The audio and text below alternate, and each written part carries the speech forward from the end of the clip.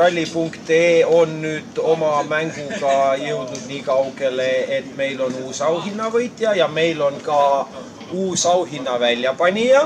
See on Spectrum Motorsport Suspension. Selle firma omanik on ise Saaremaal kohal ja ta ka osaleb Saaremaal. Ja meil on võitja ka ja nüüd ma palungi omanikul, et ta annaks selle auhinna võitjale. Anton, пожалуйста, передай победителю рубашку своей фирмы. Я поздравляю тебя. Спасибо за хорошее знание истории нашей фирмы. Пользуйся и рубашкой, и побеждай на ралли.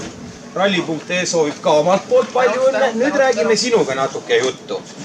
Palun tutvusta, kellega võitja näol on tegemist. Raigo Vilpiks ja hobikorras harrastan ka autorallit ja juhtumisi kasutan ka Spectrumi vedrustust oma ralliauto all. Et väga kiidan, et väga hea Morton. Ja siis üritame ka Saaremaa rallil taas osaleda ja lõpuka võiduni tulla. Vaata, see pime arvuti ikka oskab võitjaid valida. Et 101% õigesse kohta. Ei, särk läks väga õigesse kohta, et jah. Aga ma küsin nüüd niimoodi, et on sul see esimene mäng sellises loosis? Jaa, ma ei ole kunagi osalenud või... Mitte üheski loosis, jah? Ei. Et selles mõttes esimene kord ja kohe 100%. Jah, oleks pidanud lotot ostma sama päev vist. Võib-olla oli õnnelik päev, jah? Jah, ei, see läks hästi kõik.